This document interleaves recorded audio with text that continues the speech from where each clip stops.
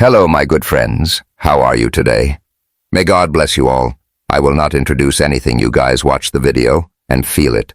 Then let's evaluate together. The glass doors of Montclair Prestige Motors slid open with a soft hiss, and Aisha Brooks stepped into a world that screamed money. The Boston dealership was a damn cathedral of luxury marble floors, so polished they reflected the LED lights like a mirror.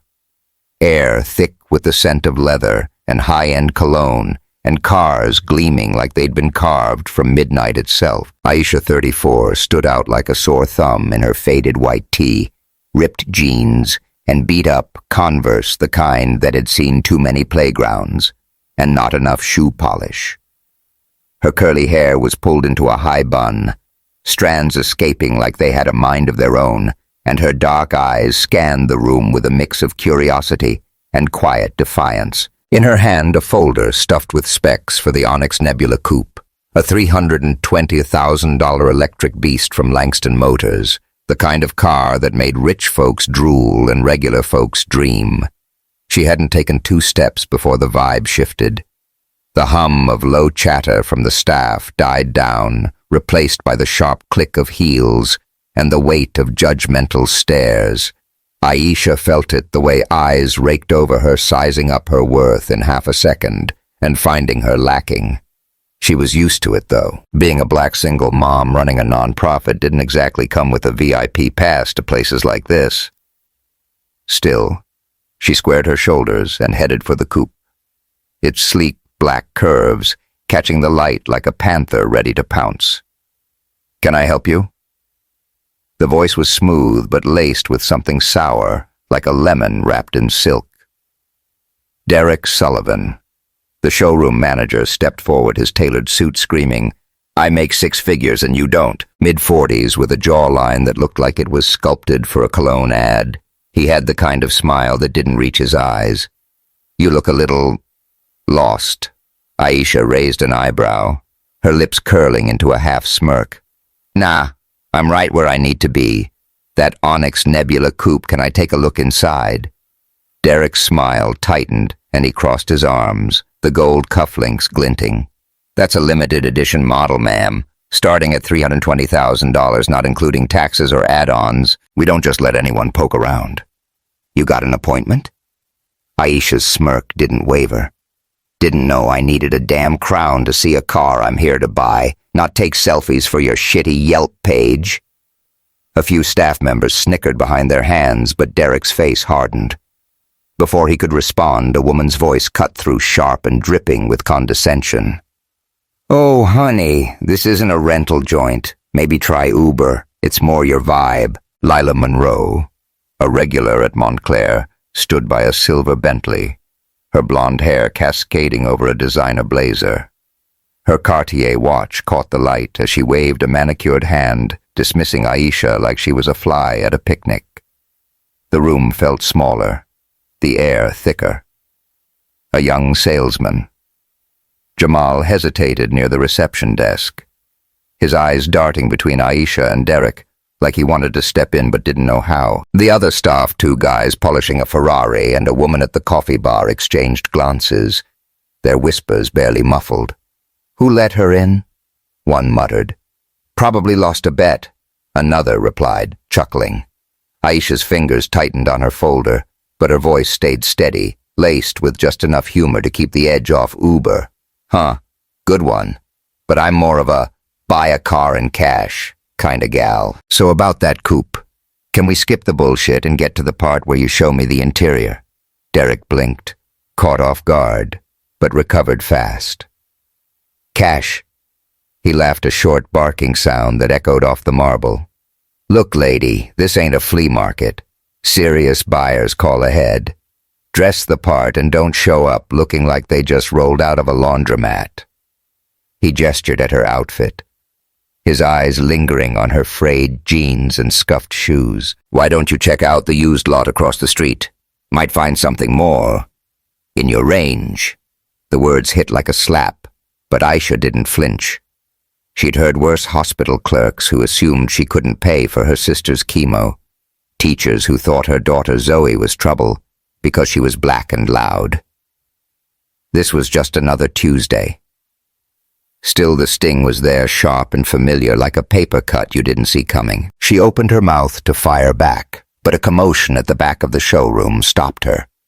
Upstairs, in a glass-walled meeting room overlooking the floor, Marcus Langston froze mid-sentence.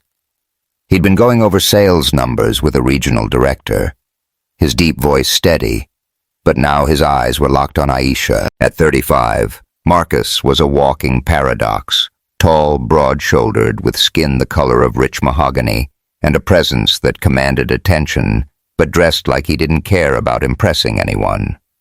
White dress shirt, untucked, dark slacks, a Patek Philippe watch that cost more than most people's cars, but worn like an afterthought.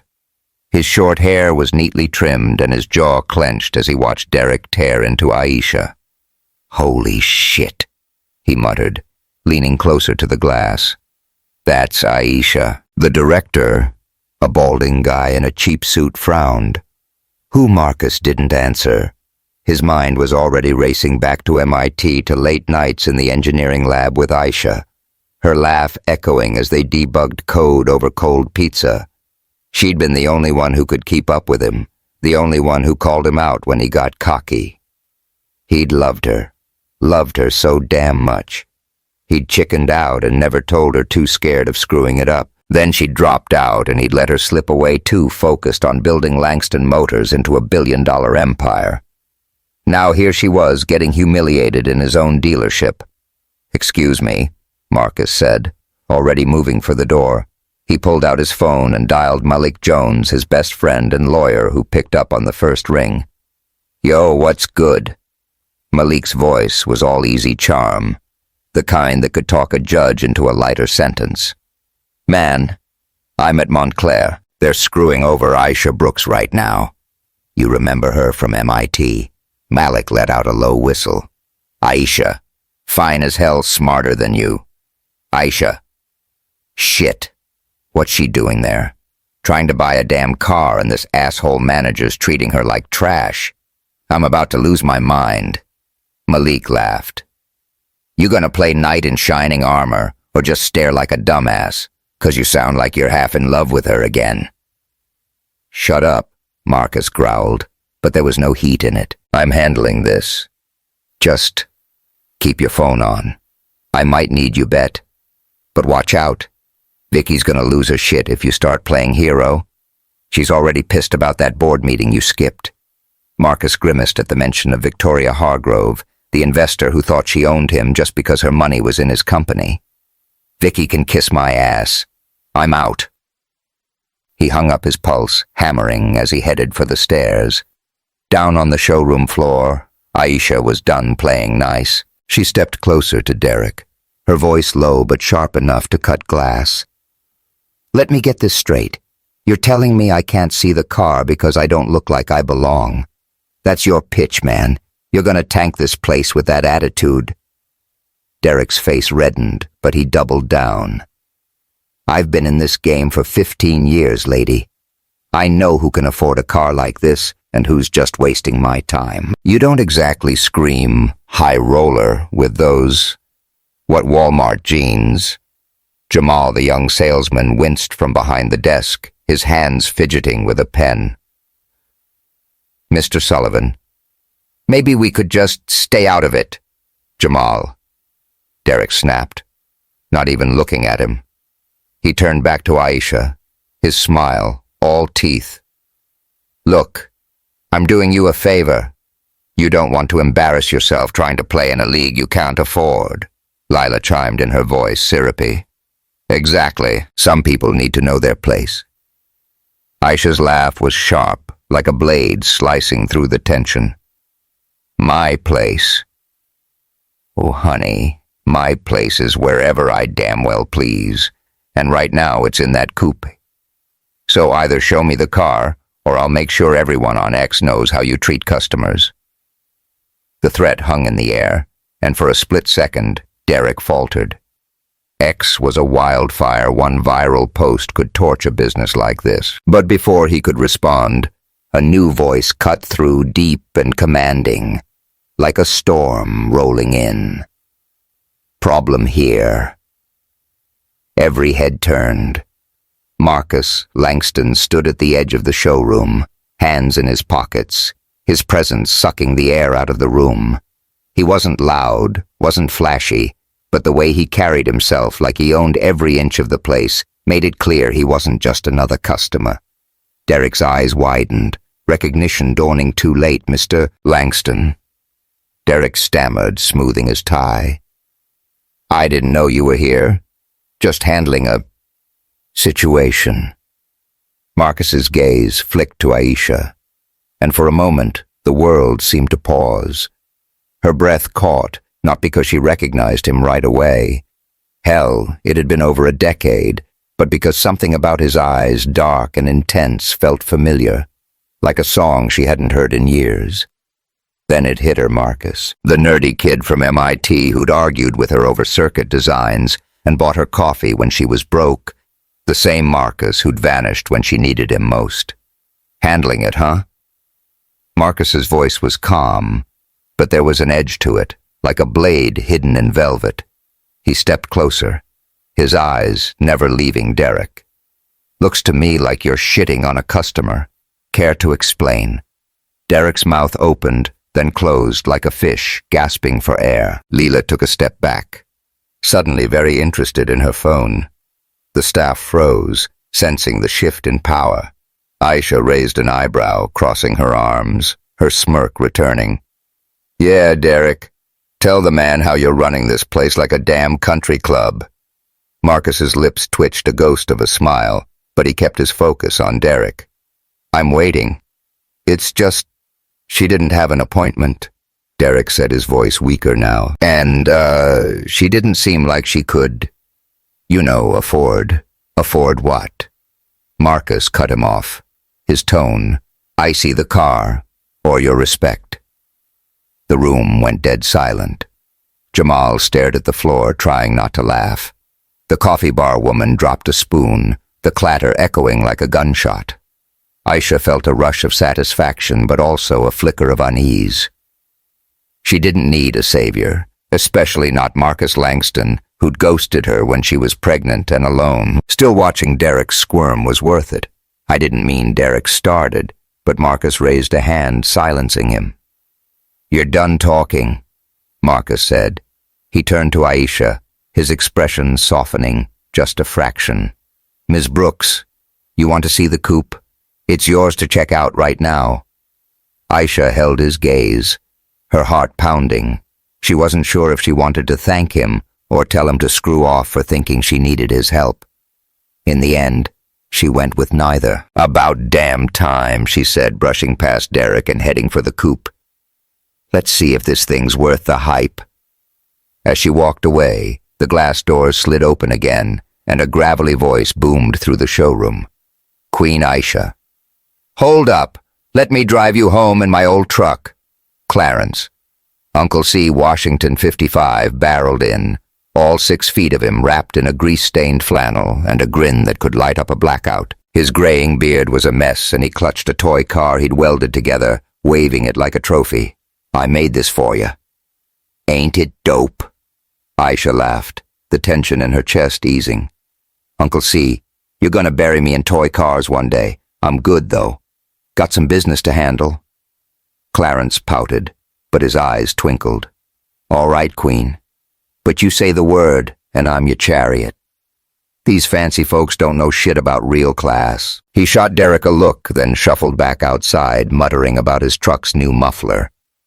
Marcus watched the exchange, a mix of amusement and something else, jealousy, flickering across his face. He turned back to Derek, his voice low. "We're not done here. I'm coming back tomorrow, and you better have a damn good explanation. Or you're out." Derek nodded, his face pale. Lila slipped out the side door, her heels clicking furiously. Aisha reached the coupe, running a hand over its sleek hood, her mind racing. Marcus Langston, back in her life, throwing his weight around like some kind of hero.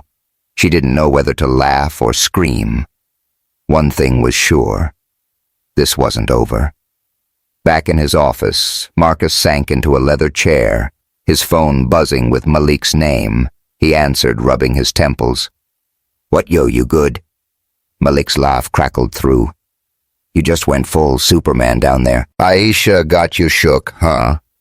"Man, shut up," Marcus said, but he was grinning. She's still Aisha. Tough as hell, fine as hell, and I'm in deep shit." "Always were when it came to her," Malik said. "But real talk, Vicky's gonna flip when she hears you're playing knight for your old crush." "You sure about this?" Marcus leaned back, staring at the ceiling. "Screw it. I'm going back tomorrow, and I'm bringing the rolls." "Yo, what a ride, right, Aisha? Just shut down that snobby showroom, and Marcus is out here throwing punches for her. You feeling the heat yet? Hit that subscribe button and drop a comment. Ever been judged for how you look or seen someone get treated like crap just 'cause they didn't fit? Spill your story. Shit's about to get wilder in part 2, so don't miss it. The morning sun hit Boston like a spotlight bouncing off the skyscrapers and turning Montclair Prestige Motors into a glowing beacon of wealth. Aisha Brooks woke up in her cramped North End apartment, the smell of burnt toast drifting from the kitchen where her sister Tina Brooks was attempting breakfast. Aisha's 7-year-old daughter Zoe was sprawled on the couch, doodling superheroes on a sketch pad, her braids bouncing as she hummed a made-up song. The place was a mess. Dishes in the sink, a lavender plant wilting on the balcony. But it was home, the only safe corner Aisha had carved out since her world fell apart a decade ago. Yesterday's showdown at the dealership still burned in her chest. Derek Sullivan's smug face. Lila Monroe's bitchy laugh, the way the whole room had sized her up and spat her out. She wasn't mad about the car. She could buy that damn coupe in cash if she wanted, thanks to the tech patent she'd sold back at MIT. What pissed her off was the assumption that she didn't belong, that her faded jeans and scuffed Converse made her less than human. And then there was Marcus Langston strutting in like some kind of savior. Marcus who'd ghosted her when she was pregnant and drowning. The nerve of that man acting like he could just waltz back into her life and fix everything. "Yo, sis, you gonna stare at that coffee all day or drink it?" Tina's voice snapped Aisha out of her thoughts. At 28, Tina was a burst of color in a paint-splattered sundress, her head wrapped in a vibrant scarf to cover the scars from chemo. She'd beaten breast cancer, and now she was hell-bent on living loud, even if it meant burning toast at 7 a.m. Aisha smirked, taking a sip of the lukewarm coffee. "I'm thinking, you know important shit, like how I'm gonna make that dealership eat their words today." Tina grinned, sliding a plate of slightly charred eggs across the counter. "That's my girl. You show those rich assholes what's up. And, what's the deal with that fine-as-hell dude who backed you up? Marcus, right? He was looking at you like you hung the damn moon." Aisha rolled her eyes, but her stomach did a little flip. "Don't start, Tina. Marcus is ancient history. He's just flexing 'cause he owns the place." "Uh-huh," Tina said, winking. "Sure, sis." Keep telling yourself that Zoe piped up from the couch, not looking up from her drawing. "Mom, is Marcus your boyfriend?" Aisha choked on her coffee. "Hell no, baby. He's just a guy I used to know. Now eat your eggs before they get cold." But as she got ready, same white tee, same ripped jeans, same Converse. Because screw changing for anyone. Aisha couldn't shake Marcus from her mind. The way he'd looked at her like he saw the girl she'd been at MIT, the one who'd dreamed of changing the world before life kicked her in the teeth. She pushed the thought down, grabbed her folder of car specs, and headed out. Tina, trailing behind in a swirl of perfume and optimism. Across town, Marcus Langston stood in the garage of his Back Bay penthouse, staring at his Rolls-Royce Phantom. The car was a midnight pearl beast, all curves and quiet power. The kind of ride that made people stop and stare. He was dressed down today. White dress shirt, untucked dark jeans that Patek Philippe watch glinting on his wrist. but his mind was anything but relaxed. Yesterday had rattled him. Seeing Aisha again, watching her hold her own against Derek's bullshit, had cracked open something he'd buried years ago. Love, regret, maybe both. And now he was about to walk back into that dealership and stir up more shit because no way was he letting Aisha get treated like that again. His phone buzzed and Malik Jones's name flashed on the screen. Marcus answered, already braced for the teasing. "What's good? Yo, you really doing this?" Malik's voice was all grin like he was watching a movie unfold, rolling up in the rolls to save your college crush. "Man, you're whipped, and you ain't even dating her." "Shut your ass up," Marcus said, but he was smiling. "This ain't about that. It's about doing what's right. Derek's out here acting like he runs my company. And it's got nothing to do with Aisha looking like a damn queen. Bet you're picturing her in that car right now." Marcus laughed, running a hand over his head. "Man, you're the worst. Just be ready if I need you. Shit might get messy." "Always ready," Malik said. "But watch out for Vicky. She called me last night all pissed. You bailed on her dinner. She's gonna have your balls if you keep ignoring her."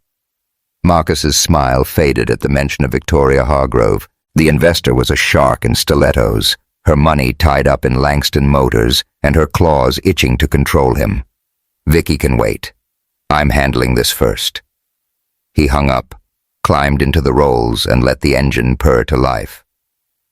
As he pulled onto the street, his mind drifted to Aisha, her sharp tongue, her fearless eyes, the way she'd laughed off Derek's insults like they were nothing. He'd screwed up back then, walking away when she needed him. Today, he wasn't making that mistake again. Montclair Prestige. Motors was quieter this morning.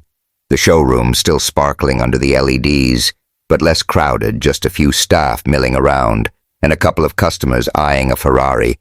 Aisha strode in. Tina at her side, the glass doors hissing shut behind them. The air felt charged like the calm before a storm. Derek was at the reception desk sipping an espresso, his suit as crisp as ever. His eyes narrowed when he saw Aisha, but before he could open his mouth, a low rumble outside made everyone turn. The Rolls-Royce Phantom glided to a stop in front of the dealership, its black paint swallowing the sunlight.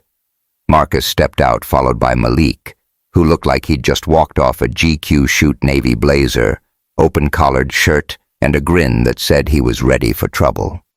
The staff froze, and Derek's espresso cup paused halfway to his lips. Aisha raised an eyebrow, muttering to Tina, "Well, damn. He's pulling out all the stops."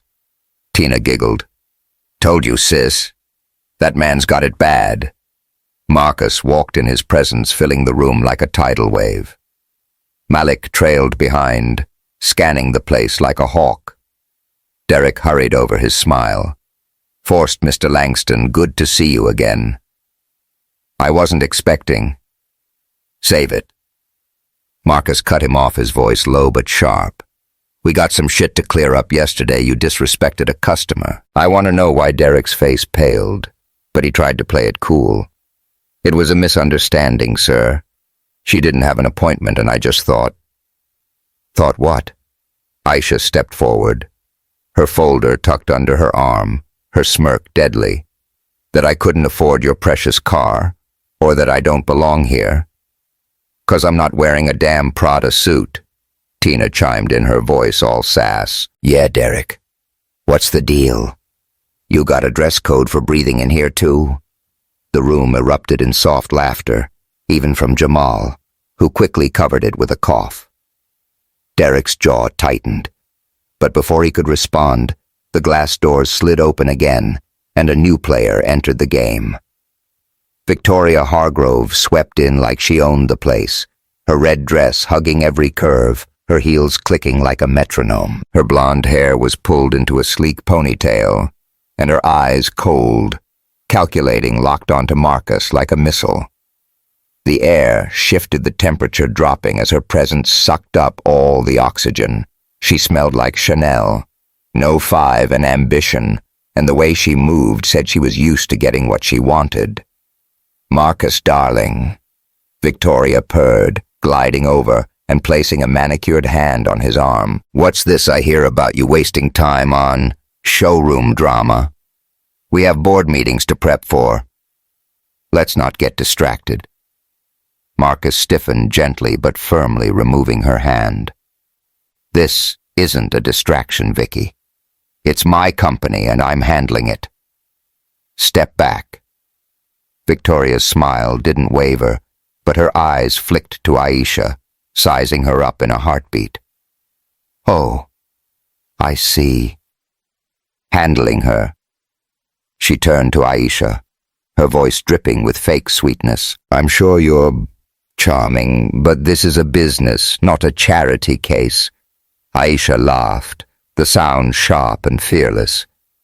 Charity, honey, I could buy that coupe. And your attitude. But I'm here for a car, not a catfight. So unless you're selling, take your ass back to wherever you came from. Tina snorted, and Malik let out a loud, "Ooh, damn." The staff exchanged glances, some smirking, others wide-eyed. Victoria's face flushed, but she held her ground, her smile turning icy. Cute, but Marcus doesn't play with projects. Right, darling? Marcus's eyes darkened, and he stepped between them, his voice a low growl. Vicky, I said, back off. This is about respect, not your damn power games. The tension was thick enough to choke on, but before it could explode, a gravelly voice broke through. Queen Aisha. Hold up. I got something for you. Clarence Uncle C. Washington burst through the doors, his flannel shirt half-tucked, a toy car welded from scrap metal clutched in his meaty hands. His beard was a graying mess and his grin was pure sunshine. Check this out. Made it myself. Ain't it the shit? Aisha laughed, the sound cutting through the standoff like a breeze. Uncle C, you're gonna turn my apartment into a junkyard, but I love it. Thanks, man. Clarence beamed, oblivious to the drama. Anything for my queen. Yo, who's this suit? He jerked a thumb at Derek. He giving you trouble. I'll tune his ass up like a bad engine. Tina cackled, and even Marcus cracked a smile. Derek looked like he wanted to disappear into the marble floor. Aisha waved Clarence off. Chill, Uncle C. I got this. But stick around, you might get a show. Marcus needed air. The showroom felt like a pressure cooker with Victoria's claws out, Aisha firing on all cylinders and Clarence acting like a one-man comedy show. He gestured to Aisha. Can we talk? Outside? Aisha hesitated, her eyes narrowing. She didn't trust Marcus, not after he'd bailed on her all those years ago, but something in his voice, low earnest, made her nod. Fine. But don't think you're saving me, Langston. I'm handling my own shit. They stepped onto the dealership's balcony, the Boston skyline stretching out before them. The air was crisp, carrying the faint hum of traffic and the salty tang of the harbor. Marcus leaned against the railing, his shirt sleeves rolled up, exposing forearms that spoke of hours in the gym. Aisha stood a few feet away, her arms crossed the folder, still clutched like a shield. You didn't have to do that, she said, her voice softer now, but still edged. Jump in like some damn hero. I was fine. Marcus turned to her, his eyes searching her face. You were more than fine. You had that asshole shaking in his loafers, but I couldn't just stand there, Aisha. Not after everything. Her stomach twisted at the mention of their past. Everything you mean when you ditched me, left me to deal with a kid and a sick sister while you went off to play billionaire. He winced, and for a moment he looked like the nerdy kid from MIT again, not the polished CEO. I fucked up. I was scared, Aisha. Scared. I wasn't good enough for you for any of it. I'm not asking you to forgive me. I can't watch you get treated like shit. Not in my house. Aisha's throat tightened, but she pushed it down, her smirk returning. Your house, huh? Fancy. But I'm not here for your guilt trip. I'm here for Tina. That coupe's for her. She deserves something beautiful after all she's been through. Marcus nodded, his gaze softening. I get it, and I'll make sure you get it. No bullshit. He handed her a coffee from a tray on the railing, their fingers brushing for a split second. The touch sent a jolt through Aisha, and she cursed herself for it. His eyes lingered on her lips, and she noticed damn him for the way he still bit his own when he was nervous, just like back in the lab. You still do that, he said, his voice low. Bite your lip when you're thinking. Drives me nuts. Aisha's heart skipped, but she played it cool. Watch it, Langston. Don't go getting ideas. Vicky might have my ass for breakfast. He laughed, the sound warm and real. Vicky's got nothing on you.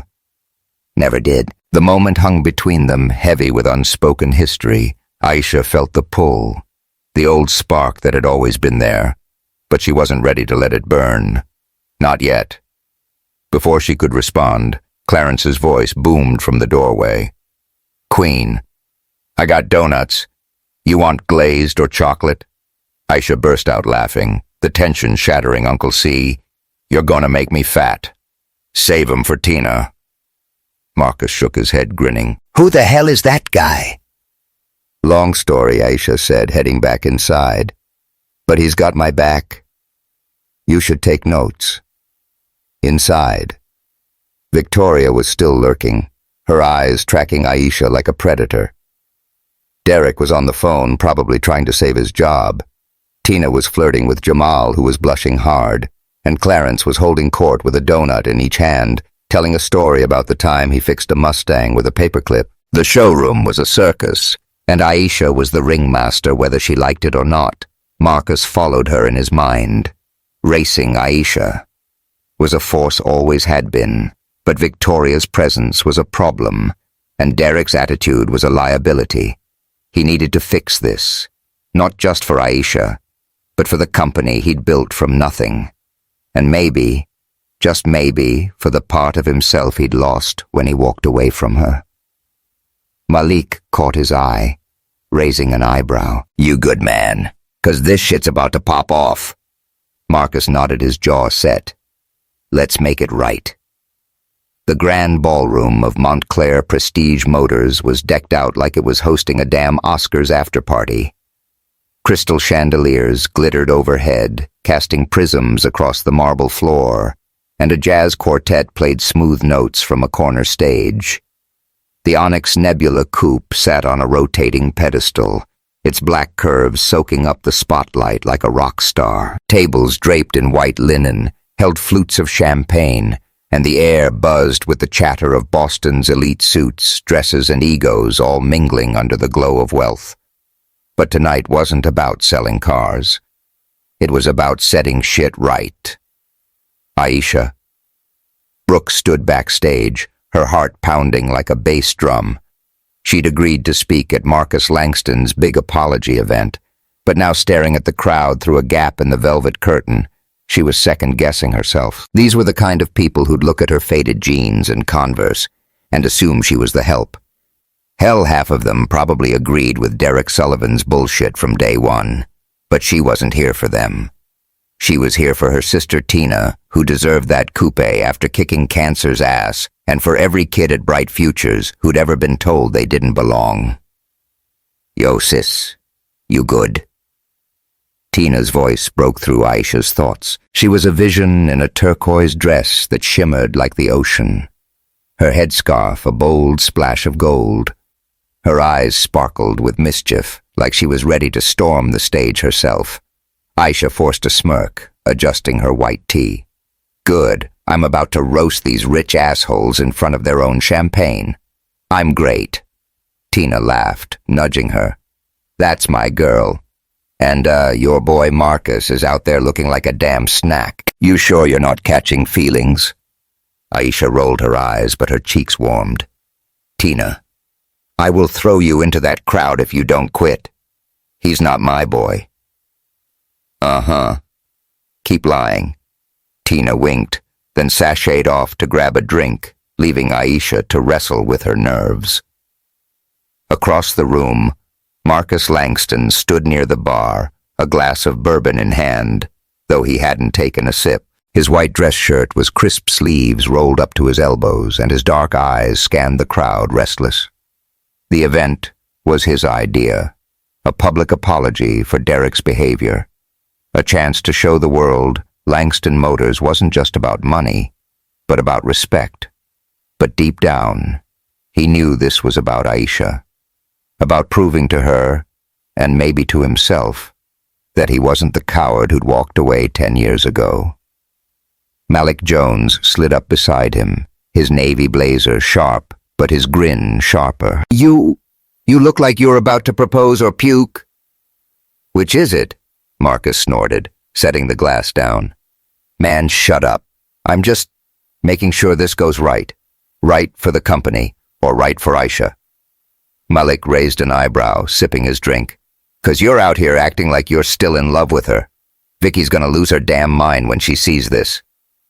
Marcus's jaw tightened at the mention of Victoria Hargrove. She'd been blowing up his phone all day, pissed that he'd prioritized this over her precious board meetings. "Vicky can kiss my ass. She doesn't run me." "Bet she thinks she does," Malik said, smirking. "Heads up. She's here. 3 o'clock, looking like she's ready to eat someone." Marcus glanced over, and sure enough, Victoria was gliding through the crowd, her red lipstick a slash of danger against her pale skin. Her black dress was cut low, turning heads, but her eyes were locked on him, cold and calculating. He turned away, his focus snapping back to the stage as the lights dimmed and the MC took the mic. "Ladies and gentlemen," the MC said, his voice booming, "please welcome the founder of Bright Futures, Ms. Aisha Brooks." The crowd clapped politely, but Aisha felt the weight of their stares as she stepped into the spotlight. Her Converse squeaked faintly on the polished floor, and she gripped the mic like it was a lifeline. The room was a sea of faces, some curious, some skeptical, a few outright hostile. Derek Sullivan stood near the back, his suit pristine, but his expression sour. Lila Monroe was at a table up front, her blonde hair catching the light, her lips pursed like she'd tasted something bitter. Aisha took a deep breath, her voice steady but laced with fire. "Y'all probably wondering why I'm up here looking like I just walked out of a thrift store. Truth is, I don't give a shit what you think of my clothes. I'm here because a few days ago I walked into this dealership to buy a car for my sister who beat cancer like a champ. And your manager, Derek Sullivan, told me I didn't belong, said I couldn't afford it, said I was wasting his time." The crowd shifted, murmurs rippling through Derek's face, went red, and Lila looked down at her champagne. Aisha didn't stop. "I run Bright Futures, a nonprofit that's helped hundreds of black and brown kids learn STEM. I've stood in hospitals begging for medicine. I've held my daughter when she cried because someone called her less than. I've fought battles y'all can't even imagine. And I don't need a designer dress to prove I'm worth something. But you know what? I shouldn't have to prove it at all." The room was silent now, every eye on her. Marcus felt his chest tighten, pride and regret warring inside him. Aisha was a damn force, and he'd been a fool to let her go. "So here's the deal." Aisha continued, her smirk returning. "I'm not here to make you feel bad. I'm here to buy that coupe for my sister because she deserves it. And I'm paying cash because, surprise, I can. Back at MIT, I sold a tech patent that's still making bank. So Derek, next time you want to judge someone by their shoes, maybe check their wallet first." The crowd erupted, claps, cheers, a few gasps. Tina whooped from the side, raising her glass. Malik let out a loud, "Hell yeah!" And Marcus couldn't help but grin, his bourbon forgotten. Derek looked like he wanted to crawl under a table, and Lila's face was a mask of shock. But then Aisha raised a hand, silencing the room. "This ain't just about me," she said, her voice softer now, raw. "It's about every person who's been told they don't belong, every kid who's been looked over, every woman who's been dismissed. Respect isn't something you earn with money or clothes. It's something you give because we're all human. And if you can't do that, you're the one who doesn't belong. The applause was deafening now, rolling through the ballroom like thunder. Aisha stepped back, her hands shaking slightly, and slipped off stage, her heart racing. She'd done it, laid her truth bare, and made them listen. But as she reached the wings, Marcus was there, his eyes locked on her, intense and unreadable. "Damn, Aisha," he said, his voice low. "You just burned the house down." She smirked, though her pulse was still hammering. Had to. They needed a wake-up call. He stepped closer, close enough that she could smell his cologne. Woodsy, warm, too. Damn distracting. "You didn't have to tell them about the patent." "Why'd you do it?" Aisha shrugged, looking away. "Because I'm tired of being underestimated, and because maybe I wanted them to know I'm not just some broke single mom. I'm more than that." Marcus's gaze softened, and for a moment, he looked like he wanted to say something big, something that could change everything. But before he could, a loud voice cut through the backstage hum. "Queen Aisha." That was the shit. Clarence Uncle C. Washington barreled toward them, his flannel swapped for a comically oversized vest that made him look like a retired disco star. He held a tray of mini sliders, grinning like he'd just won the lottery. "You had 'em shook. Queen. I'm your hype man. You know that, right?" Aisha laughed, the tension in her chest easing. "Uncle C, you're gonna give me a heart attack one day. What's with the vest? Had to dress up for my queen." Clarence said, puffing out his chest. "Yo, I spilled some sauce on that fancy lady up front, blonde chick, real snooty. Think I'm in trouble." Tina appeared, her dress shimmering as she grabbed a slider from Clarence's tray. "You mean Lila?" "Yeah, you're screwed, Uncle C. She's out there whining about her Gucci blouse." Marcus raised an eyebrow, amused. "You spilled sauce on Lila Monroe." "Man, you're a legend." Clarence grinned, oblivious to the sarcasm. "Just doing my part. Boss man, Queen Aisha needs warriors, not suits." Aisha shook her head, but her smile was real. Clarence was a mess, but he was her mess, always showing up with his toy cars and his heart on his sleeve. She glanced at Marcus, catching the way he was watching her, like she was the only person in the room. It made her skin prickle, and she hated how much she liked it. The event rolled on, with Marcus taking the stage to apologize for Derek's actions and announce new training for all staff. "Langston Motors isn't just about cars," he said, his voice steady but fierce. "It's about people. And we're going to do better starting now." The crowd clapped, but Aisha could tell some were just going through the motions. Rich folks who didn't care unless it hit their wallets. Off stage, Victoria Hargrove was a storm cloud in stilettos, her arms crossed as she watched Marcus. She'd clapped along with the rest, but her eyes were daggers aimed at Aisha. During a break, she cornered Marcus near the bar, her voice low and venomous. "You're making a fool of yourself, Marcus. This little stunt with your charity case. It's embarrassing. The board's not happy."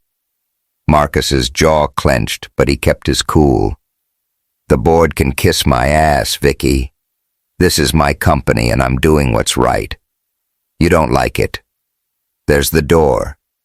Victoria's smile was all teeth. "Careful, darling.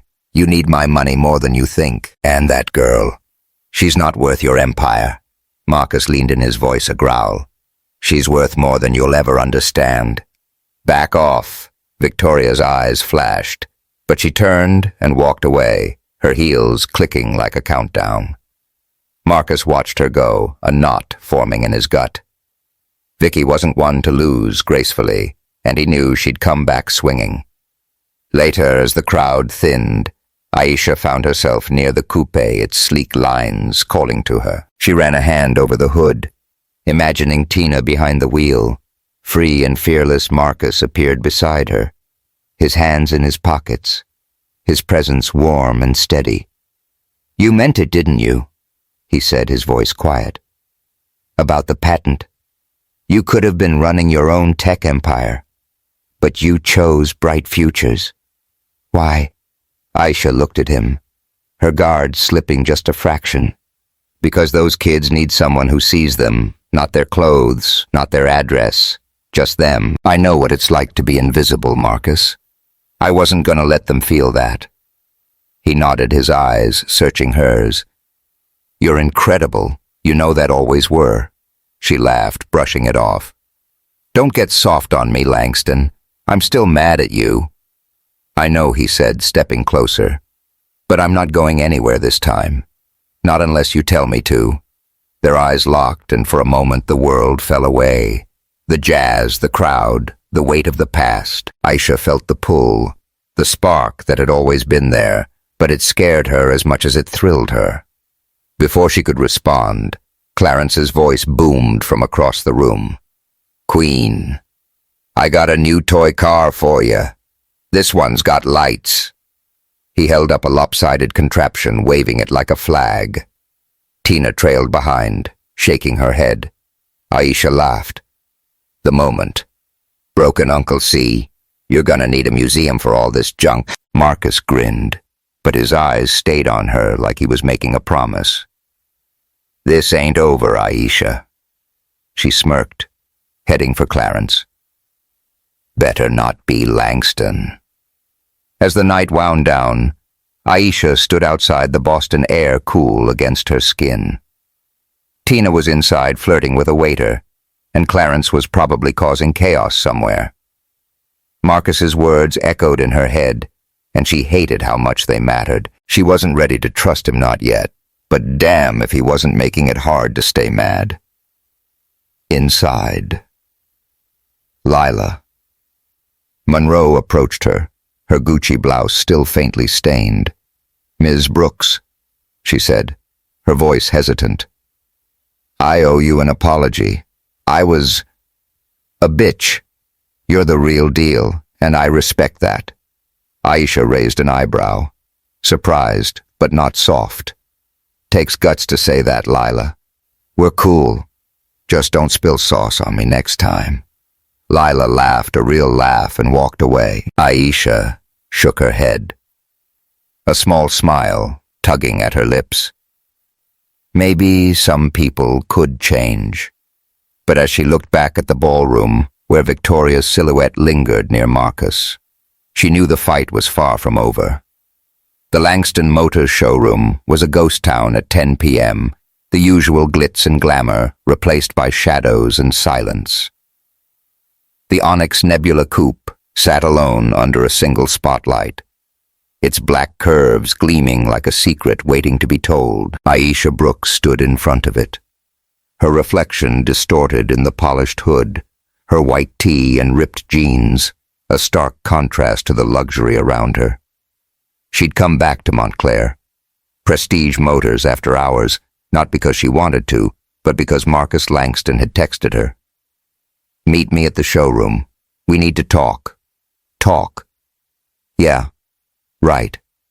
Aisha wasn't stupid. She knew Marcus was trying to dig his way back into her life, and damn if her heart wasn't betraying her fluttering every time she thought of his voice low and earnest, or the way his eyes had locked on her during that apology event. But trust. That was a bridge she wasn't ready to cross. Not after he'd left her high and dry 10 years ago, pregnant and alone, while he built his billion-dollar empire. Still she was here. Her Converse squeaking on the marble floor, her folder of car specs tucked under her arm like armor. The glass doors hissed open and Marcus stepped in his presence, filling the space like a storm rolling in. He was dressed down white shirt, unbuttoned at the collar, dark jeans that Patek Philippe watch catching the light, but his eyes were intense, searching her face like he was trying to read a book he'd lost years ago. "You came," he said, his voice softer than she expected. Aisha crossed her arms, her smirk sharp. "Yeah, well, I had nothing better to do." What's this about Langston? You gonna sell me the coupe or just waste my time? He laughed, a low rumble that sent a shiver down her spine. Always straight to the point. I like that. He stepped closer, the air between them crackling. I wanted to talk about us. And I owe you an apology. A real one. Her stomach twisted, but she held her ground. Us. There's no us. Marcus. And I don't need your damn guilt trip. I'm here for Tina, not your redemption arc. I know, he said, his voice steady but raw. But I can't keep pretending I don't feel what I feel. I fucked up back then. Aisha, I was scared. Scared of being a dad. Scared of screwing up your life. I thought walking away was the best thing I could do. But it wasn't. It was the worst. Aisha's throat tightened, old wounds cracking open. She wanted to yell to tell him how much it had hurt, how she'd cried herself to sleep while Zoe grew inside her, how she'd fought to keep her sister alive without him. But the words caught, and all she could manage was a bitter laugh. You think saying sorry fixes that? You left me, Marcus. You don't get to just waltz back in and play hero. I'm not trying to, he said, stepping closer, close enough that she could smell his cologne. Woodsy, warm, too. Damn distracting. I'm trying to be here now. For you, for Tina. For whatever you need. I'm not asking for forgiveness. I'm asking for a chance. Her heart pounded, torn between anger and something else. Something dangerous. Before she could respond, the tension snapped like a rubber band, and everything went to hell. Earlier that day, the fallout from the apology event had spread like wildfire. Victoria Hargrove hadn't taken kindly to Marcus, shutting her down in front of Boston's elite. She'd spent the morning in her penthouse office, her red nails tapping furiously as she scrolled through X, where posts about Aisha's speech were racking up likes. Single mom schools, dealership 1, read, Langston Motors. Gets a reality check. Another crowed. Victoria's blood boiled. Aisha. Brooks wasn't just a nuisance. She was a threat, stealing Marcus's attention and her spotlight. So she'd done what she did best. Played dirty. By noon, she'd leaked a whisper to a few well-placed bloggers, the kind who thrived on gossip. The story, Aisha was a gold digger seducing Marcus to get her hands on his fortune. By evening, the rumors were everywhere. Instagram, even a shady Reddit thread titled, Is Langston Motors CEO being played? The posts were vicious painting. Aisha as a schemer using her non-profit as a front. Victoria sat back sipping her martini, a smile curling her lips. Let's see how Marcus likes his little charity case now. But Victoria wasn't the only storm brewing. Derek Sullivan, still stinging from his public humiliation, had doubled down on his resentment. He'd spent the day dodging calls from HR, knowing his job was on thin ice. When he saw the rumors about Aisha, he didn't hesitate to fan the flames, texting a buddy at a local news blog. Check out this chick at Montclair. Total fraud. Langston's eating out of her hand. He didn't care if it was true. He just wanted her gone. Aisha's phone had been buzzing all day, but she'd ignored it, too busy teaching a coding class at Bright Futures. It wasn't until Tina burst into the community center, her face pale, that Aisha knew something was wrong. Sis, you gotta see this, Tina said, shoving her phone in Aisha's face. The screen showed an X post with over 10,000 likes. Aisha Brooks, non-profit hero or CEO's side piece. Sources say she's after Marcus Langston's money. The comments were brutal. Scammer. Typical. She's playing him like a fiddle. Aisha's blood ran cold, then hot. What the hell is this shit? She snapped, scrolling through the lies. Her hands shook not from fear, but from rage. She'd fought too hard, sacrificed too much to let some keyboard warriors tear her down. But the worst part, the thought that Marcus might believe it, that he might think she was using him. Tina grabbed her arm. Aisha, You know this is bullshit. Someone's trying to screw you over. You gotta talk to Marcus. Aisha's jaw clenched. Oh, I'm gonna talk to him all right. But first I'm gonna find out who started this. That's why she'd agreed to meet Marcus at the showroom. Why she was standing here now, her emotions a tangled mess of anger, hurt, and something she didn't want to name. Marcus's apology hung in the air, but before she could process it, she pulled out her phone and shoved the X post in his face. You see this? People are saying I'm some damn gold digger trying to hustle you. You know anything about this? Langston Marcus's eyes widened, then darkened as he read the post. What the fuck, Aisha? I had no idea. This is bullshit. I'd never think that about you. Then who did? She demanded, her voice rising. Because this didn't come out of nowhere. Someone's got it out for me, and I'm betting it's that snake in heels you call an investor. Marcus's face hardened. Victoria, shit. This has her name all over it. He ran a hand over his head, pacing. I'll handle it, Aisha. I swear. I'll handle it. Aisha cut him off, her laugh bitter. You don't get to handle my life. Marcus, I'm not some damsel you can swoop in and save. You already tried that, and now look, my name's being dragged through the mud because of your damn company. Her words hit like a punch, and Marcus flinched, his own frustration boiling over. I'm trying to help, Aisha. What do you want me to do? Just stand there while people shit on you. I care about you, damn it. Care. She stepped closer, her eyes blazing. You cared so much. You left me when I was pregnant, when I needed you most, and now you think you can just... What, fix it with a car and some pretty words? Screw that. The air crackled, their voices echoing in the empty showroom.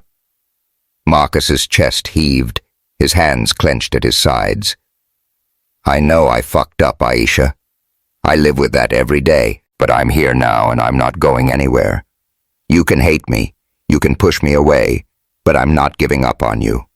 Aisha's breath caught her anger colliding with something deeper, something that scared her.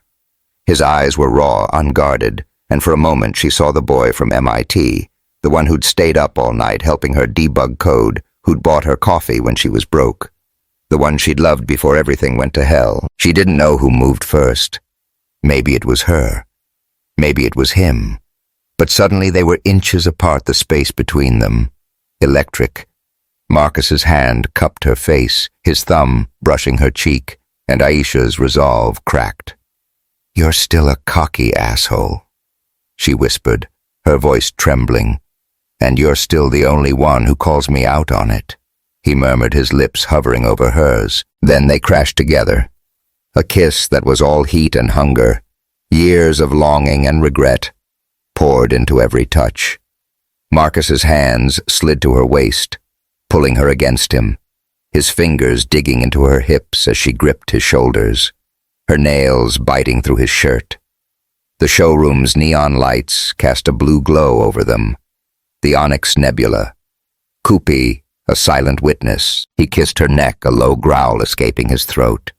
And Aisha's breath hitched her body, responding in ways she hadn't let herself feel in years. His shirt came loose, a button popping free, and her hands roamed his chest, feeling the hard planes of muscle under warm skin. But just as the heat threatened to consume them, Aisha's phone buzzed, shattering the moment. She pulled back, breathless, her heart pounding. Shit, she muttered, fumbling for the phone. The screen showed a call from Clarence Uncle C. Washington, his name flashing like a neon sign. She answered, still dazed. Uncle C, what's up? Queen Clarence's voice boomed, oblivious to the chaos he'd interrupted. I burned my damn cookies again. Kitchen's a war zone. Help. A brother out. Aisha laughed, the sound half hysterical, and Marcus groaned, running a hand over his face. This guy, he muttered, but he was smiling, his eyes still locked on her. Chill, Uncle C. Aisha said, catching her breath. I'll call you back. Don't set the house on fire." She hung up, shaking her head, the heat of the kiss still lingering on her lips. Marcus stepped back, giving her space, but his voice was low and tense. "We're not done, Aisha. Not by a long shot." She looked at him, her walls still up but crumbling. "Maybe. But you got a lot of work to do, Langston." The next morning, the rumors had spread further, seeping into Aisha's world like poison. At Bright Futures, a parent pulled her aside. Her voice hushed. "Is it true? Are you involved with that CEO?" Aisha's stomach churned, but she kept her cool. "No, ma'am. Just trying to buy a car and do my job." But the doubt in the woman's eyes cut deep. Tina was furious, pacing the apartment. "This is some next-level bullshit, sis. Someone's trying to ruin you. I bet it's that Victoria chick. She's got Evil Queen written all over her." Aisha nodded, her jaw tight. "Yeah, and I'm not letting her win, but I need to know. Marcus isn't part of this." She texted him. "We need to talk. Again. Your office noon." His reply was instant. "I'm there." But as Aisha prepared to confront Marcus, another storm was brewing. Derek Sullivan, desperate to save his job, had doubled down, leaking more dirt to his blogger buddy. Heard Aisha's nonprofit is a front. She's using those kids to scam Langston. The post went live just as Aisha stepped out, her phone buzzing with notifications. Across town. Victoria Hargrove smiled at her laptop, another martini in hand. She'd underestimated Aisha, but not anymore. If Marcus wanted to play hero, she'd make sure his little savior complex cost him everything. The sun hung low over Boston, painting the Charles River in shades of gold and pink. Aisha Brooks stood in the parking lot of Bright Futures, her sneakers scuffing the asphalt as she watched a group of kids chase each other, their laughter cutting through the late afternoon haze. Her white tee was wrinkled from a long day, and her curly bun was coming loose. But her eyes were sharp, burning with a mix of anger and determination. The rumors about her gold digger scammer fraud had spread like wildfire on X, seeping into every corner of her life. A parent had pulled their kid from her STEM program this morning, citing concerns. A donor had emailed asking for clarification. Even Zoe had come home from school asking Mom, "Why is everyone saying you're a bad person?" Aisha's hands clenched at her sides, her nails digging into her palms. She'd built Bright Futures from nothing, pouring her heart into giving black and brown kids a shot at a future she'd had to claw her way toward. And now, because of some vicious gossip, it was all at risk. She knew Victoria Hargrove was behind it. The woman's icy smile and venomous words at the apology event screamed puppet master, but what stung worse was the doubt gnawing at her. Was Marcus Langston in on it? Had he played her, using their history to boost his company's image while letting her take the fall? Her phone buzzed and she glanced at the screen. A text from Marcus. "I'm at the office. Found something. You need to see this." Aisha's jaw tightened. She'd agreed to meet him at Langston Motors headquarters, but trust was a fragile thing, and hers was hanging by a thread. "Fine," she muttered, grabbing her folder of car specs and heading for her beat-up Honda. "Let's see what you've got." Langston. Across town. Marcus. Langston paced the sleek conference room of Langston Motors headquarters, a glass-walled space overlooking the city skyline. His white dress shirt was untucked, sleeves rolled up, and his Patek Philippe watch glinted as he ran a hand over his head. Frustration etched into every line of his face. The room was empty except for Malik Jones, who lounged in a leather chair scrolling through his laptop with a grin that said he'd just struck gold. "Yo, you're gonna wear a hole in the floor," Malik said, not looking up. "Chill, man. We got her." Marcus stopped, his eyes narrowing. "You sure? This has to be airtight, Malik. Vicky's not some amateur. She'll lawyer up faster than you can blink." Malik spun the laptop around, revealing a chain of emails that made Marcus's blood boil. "Oh, it's airtight, all right. Check this shit out. Your girl, Victoria's been busy. The emails were a smoking gun. Victoria Hargrove, coordinating with a shady PR firm to plant the rumors about Aisha. One message sent to a blogger named Gossip Guru laid it bare. Make sure the story paints Brooks as a manipulative hustler. Langston's too soft on her time to take her down. Another email to a board member hinted at her real game. Once Marcus is distracted, we can push the merger. He'll thank me later. And then the kicker, a forwarded message from Derek Sullivan feeding Victoria dirt. Brooks is a nobody. Her non-profit's probably a scam. Keep her away from Langston. Marcus's hands clenched, his voice a low growl. That snake. She didn't just go after Aisha. She's trying to tank my company. Malik leaned back, smirking. Told you Vicky was bad news. But Derek, man, that dude's dumber than a bag of hammers. He's about to lose his job and his dignity. Marcus nodded, his mind racing. He'd suspected Victoria was playing dirty, but this was next level, and Derek's betrayal stung. Marcus had given him a chance, trusted him to run Montclair, and he'd thrown it back in his face. But the real pain was Aisha. She'd been dragged through the mud because of his world, his mistakes. He had to make this right, not just for her, but for the part of himself he'd lost when he walked away from her at MIT. Get those emails to the board, Marcus said, his voice steel, and set up a meeting tonight. We're ending this now. Malik saluted, already typing. You got it, boss. But you better prep for Aisha. She's gonna come in hot. Marcus's lips twitched a ghost of a smile. Yeah, wouldn't expect anything less. Aisha pulled into the Langston Motors lot, her Honda looking like a toy next to the sleek prototypes parked outside. The headquarters was a modern fortress, glass and steel with neon signs spelling out, "Innovation drives us." She stepped inside her Converse echoing in the lobby and took the elevator to the top floor.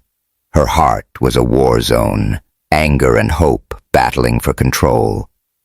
She wanted to believe. Marcus wanted to trust the man she'd seen on that showroom stage, promising to do better. But trust was a risk, and Aisha had been burned too many times. The conference room doors slid open, and there he was, Marcus leaning against the table, his eyes locking onto hers like she was the only thing that mattered. Malik was there too, giving her a nod and a grin. Yo, Aisha, you ready to kick some ass? She smirked, but it was tight. Always. What's this about, Langston? Marcus gestured to the laptop. Take a look. We found out who's behind the rumors. Aisha approached, her pulse racing as she read the emails. Each word was a dagger. Victoria's scheming. Derek's betrayal. The calculated cruelty of it all. Her hands shook, not from fear, but from rage. That bitch, she spat, her voice trembling. She didn't just come for me. She came for my kids, my work, everything I've built. Marcus stepped closer, his voice steady but fierce. She's done. Aisha, I'm taking this to the board tonight. Vicky's out and Derek's fired. I swear I had no idea. You should have, Aisha snapped, turning on him. You let her into your world, Marcus. You let her sit at your table, and now I'm the one paying for it. My daughter's hearing this shit at school. My donors are bailing. Do you get that? He flinched, but he didn't back down. I know I fucked up. I should have seen Vicky for what she was. But I'm fixing it, Aisha. Not because I'm some damn hero, but because you don't deserve this. You never did. Her eyes burned, but she refused to cry. She wanted to scream to push him away, but the sincerity in his voice cracked her defenses. Why do you care so much? She asked, her voice quieter now, raw. Why now, after all this time? Marcus looked at her, his gaze unflinching. Because I never stopped caring. I loved you back then, Aisha. I was too damn scared to say it. Too scared to be the man you needed. But I'm here now, and I'm not running again. The room went still. Malik's typing the only sound. Aisha's breath caught her heart pounding. She wanted to believe him, wanted it so badly it hurt, but the scars of his abandonment were still there, jagged and deep. Before she could respond, the doors burst open, and Clarence Uncle C. Washington stormed in, his flannel shirt dusted with flour, a tray of half-burnt cookies in his hands. "Queen Aisha, I heard you was in trouble, so I baked. Well, tried to bake. These cookies are, crispy, but they're from the heart." Aisha laughed, the sound breaking the tension like a window shattering. "Uncle C, you're gonna burn down Boston one day. But I love you for it." Clarence grinned, oblivious to the heavy vibe. "Anything for my queen. Yo, who's this suit?" He jerked a thumb at Malik. "He cool, or do I gotta tune him up?" Malik raised his hands, laughing. "I'm cool, man. Save the fists for the cookies." Marcus shook his head, a smile tugging at his lips. "Aisha, you got a whole army out here," she smirked, but her eyes were still on him, searching. "Maybe, but I fight my own battles." Langston. That night, Marcus faced the Langston Motors board in a tense, glass-walled boardroom. The city sparkled below, but the mood was anything but bright. Victoria sat at the far end, her red nails tapping her smile, a mask of confidence. The other board members, suits with gray hair and grayer morals, shifted uncomfortably as Marcus laid out the evidence. Malik projected the emails on a screen, each one a nail in Victoria's coffin. "This is what we're dealing with," Marcus said, his voice steel. Victoria Hargrove orchestrated a smear campaign against Aisha Brooks, a woman who's done nothing but good for this community. She used our company's name to spread lies, and Derek Sullivan helped her. They're not just attacking Aisha, they're attacking what we stand for. Victoria's laugh was sharp, cutting through the room. "Oh, please, Marcus, this is business. You're too soft, letting nobody derail our plans." "The merger's what matters, not your little crush," the board murmured, some nodding, others frowning. Marcus's jaw clenched, but he kept his cool. "Business. This is betrayal. Vicky, you're done. I'm calling for a vote to remove you as an investor." Her eyes widened, then narrowed. "You need my money, Marcus. Without me, your precious prototypes don't get built. You're bluffing." He leaned forward, his voice a low growl. "Try me. You're out, and your shady ass is taking the fall for this." The vote was swift. Victoria was out, her influence crumbling like a house of cards. She stormed from the room, her heels clicking furiously, but not before hissing at Marcus. "You'll regret this." Derek was fired the next morning, his desk cleared out by noon. Back at Bright Futures, Aisha was teaching a robotics class, her hands steady as she helped a shy girl named Maya wire a circuit. The kids were her anchor, their wide eyes and eager questions pulling her back from the edge. But when Marcus showed up, his presence quiet but undeniable, she felt the ground shift. He waited until the class ended, then approached, his voice low. "It's done. Vicky's out. Derek's gone. I'm sorry, Aisha. I should have protected you better." She looked at him, her wall still up but cracking. "You don't get to protect me, Marcus. I'm not your project. But thank you for doing what's right." He nodded, his eyes searching hers. "I'm not perfect, Aisha. Hell, I'm a mess half the time. But I want to be in your life, if you'll let me." Her heart skipped, but she kept it light. "You gotta earn it. Langston, no more hero bullshit." He grinned, stepping closer. "Deal. But I'm not giving up." The next day, Aisha and Tina hosted a barbecue at Bright Futures, a chaotic, joyful affair with kids running, wild music blasting, and the smell of grilled chicken in the air. Clarence Uncle C. Washington was in charge of the grill, which was a disaster waiting to happen. "Queen, I got this," he shouted, waving a spatula as flames shot up. "Just a little extra flavor." Tina cackled, handing Aisha a soda. "Sis, he's gonna burn the whole place down." "You sure he's your biggest fan?" Aisha laughed, shaking her head. "He's a mess, but he's my mess." Marcus showed up casual in a black tee and jeans, playing basketball with the kids. Zoe challenged him to a one-on-one, and he let her win, earning a high five. Aisha watched from the sidelines, her heart softening. Maybe he wasn't the man who'd left her. Maybe he was trying to be someone new. But as the sun set, a shadow lingered. Derek Sullivan, now jobless, was nursing a beer in a dive bar, scrolling X. A new post caught his eye, an anonymous account hinting at more dirt on Aisha. He smirked, typing a reply. "Keep digging. She's not what she seems." The late October sun dipped low over Boston, casting a golden glow across the asphalt lot of Bright Futures, where the air smelled of fresh paint and grilled hot dogs. Aisha Brooks stood in the center of the chaos, her white tee smudged with chalk dust, her curly bun half unraveled from a day of wrangling kids. The Onyx Nebula coupe gleamed on a makeshift stage, its black curves a magnet for every eye in the crowd. Today was the day Tina Brooks, Aisha's sister, was getting the car, a $320,000 symbol of her victory over cancer. The kids from Bright Futures had gone wild, decorating the coupe with washable chalk stars, hearts, and one ambitious doodle of a dinosaur eating a spaceship. Aisha's daughter Zoe bounced nearby, her braids swinging as she waved a glow stick like a conductor's baton. Aisha's heart was full, but it was also heavy. The past week had been a roller coaster. Victoria Hargrove's ousting, Derek Sullivan's firing the rumors that had nearly tanked her nonprofit.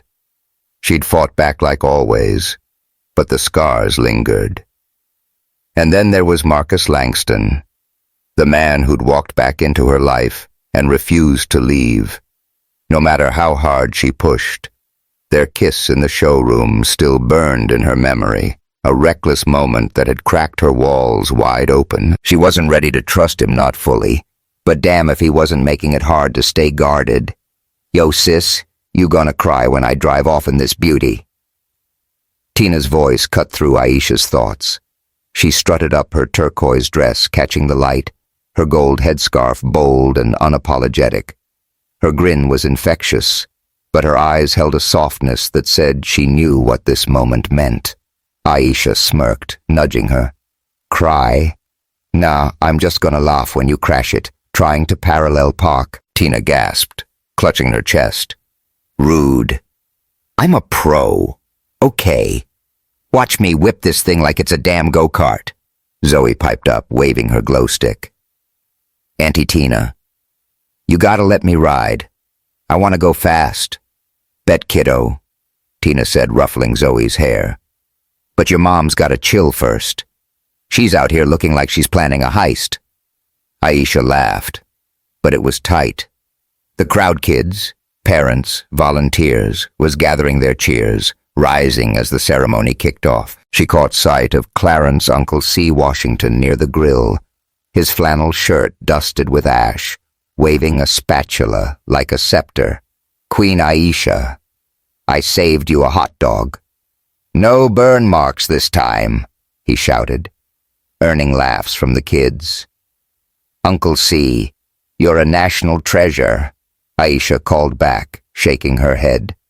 But her eyes drifted to the edge of the lot, where Marcus Langston stood, hands in his pockets, his black tee hugging his frame. He was watching her, his dark eyes steady, like he was waiting for permission to step closer.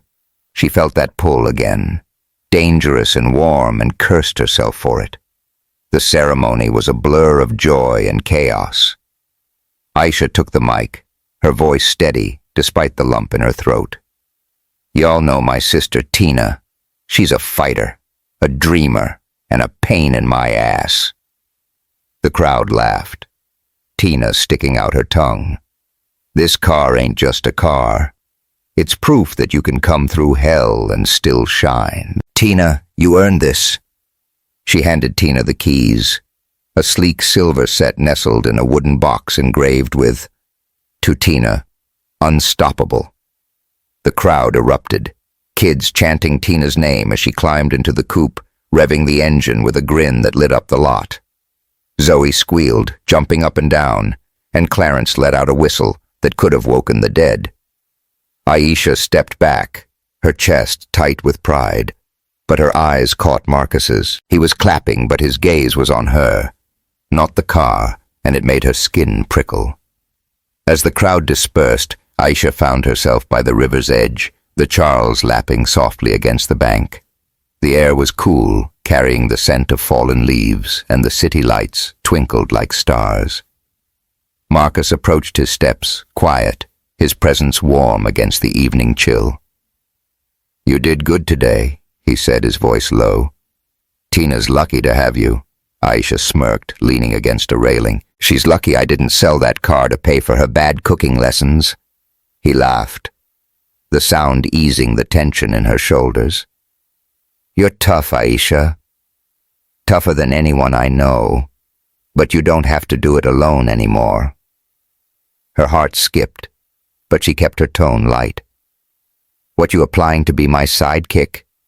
'Cause Uncle C's got that job locked down." Marcus stepped closer, his eyes searching hers. "I'm not asking for a job. I'm asking for a chance. I know I fucked up, Aisha. I left you when you needed me, and I'll carry that forever. But I'm here now, and I'm not going anywhere unless you tell me to." The words hit hard, cracking the last of her defenses. She looked at him, really looked, and saw the man he'd become, not just the CEO, but the guy who'd stood up to Victoria, who'd played basketball with Zoe, who'd looked at her like she was the only thing that mattered. Her voice softened, but it was still sharp. "You got a lot of nerve, Langston, thinking you can just walk back in and make it right." "I know," he said, his hand brushing hers, a tentative touch that sent a jolt through her. "But I'm not asking for easy. I'm asking for you." She held his gaze, her heart pounding. The river lapped behind them, the city humming in the distance. Slowly, she laced her fingers with his, the warmth of his hand grounding her. "We'll see," she said, her smirk returning. "But you gotta pass the Zoe test first. She's tougher than me." He grinned, pulling her closer. "Deal. I'm ready for anything." They stood there, hands entwined, the moment fragile but real. Aisha wasn't naive. She knew trust took time, and Marcus had a long road ahead. But for the first time in years, she felt a flicker of hope, like maybe, just maybe, she could let someone in. But the world had other plans. As the barbecue wound down, Tina was showing off the coupe to a gaggle of kids, Clarence was handing out his crispy hot dogs, and Malik Jones was flirting with a volunteer, his charm on full blast. Aisha's phone buzzed in her pocket, and she glanced at it, expecting a text from Zoe's school or another donor bailing out. Instead, it was an email. No sender name, just a single line. "Watch your back, Ms. Brooks. Not everyone's happy you won." Her blood ran cold, her fingers tightening around the phone. She scanned the crowd, half expecting to see Victoria's red lipstick smirking from a corner. But there was no sign of her. Marcus noticed her tension, his brow furrowing. "You okay?" She hesitated, then showed him the email. His face darkened, his jaw clenching. "Shit. This isn't over, is it?" "Nope," Aisha said, her voice steady but her mind racing. Someone's still playing games. Across town in a dimly lit dive bar, Derek Sullivan nursed a cheap beer. His tie loosened his face, a mask of bitterness. He'd lost everything, his job, his reputation, his cushy life at Montclair. The ex-post he'd seen earlier, hinting at more dirt on Aisha, had given him a spark of hope. He didn't know who was behind it, but he didn't care. He typed a reply to the anonymous account. Keep digging. She's not what she seems. Then he drained his beer, a smirk curling his lips. If he was going down, he'd take Aisha with him. Meanwhile, Victoria Hargrove sat in her penthouse, her martini glass empty, her laptop open to a new email. It wasn't from her usual contacts, but the message was clear. Langston's weak. Brooks is the key. Want to finish what you started. She leaned back, her red nails tapping, a slow smile spreading across her face.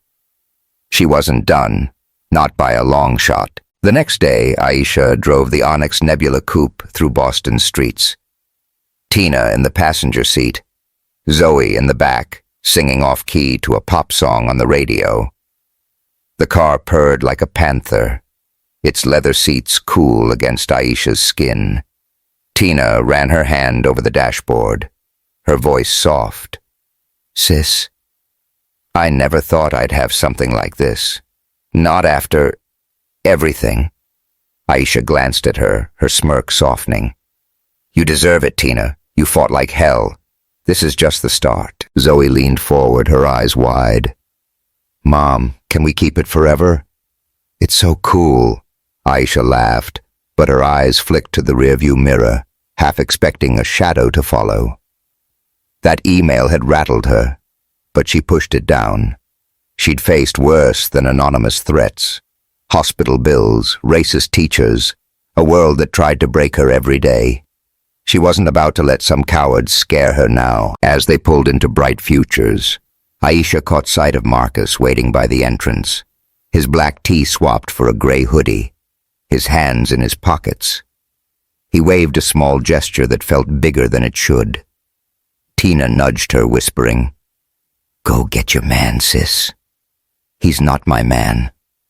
Aisha muttered, but her heart wasn't in it. She parked, and Marcus approached, his grin easy, but his eyes serious. Looks good on you, he said, nodding at the coupe. Tina's gonna turn heads. Damn right, Tina said, climbing out. Come on, Zoe. Let's give your mom some space. Aisha rolled her eyes but stepped out facing Marcus. You stalking me now? Langston?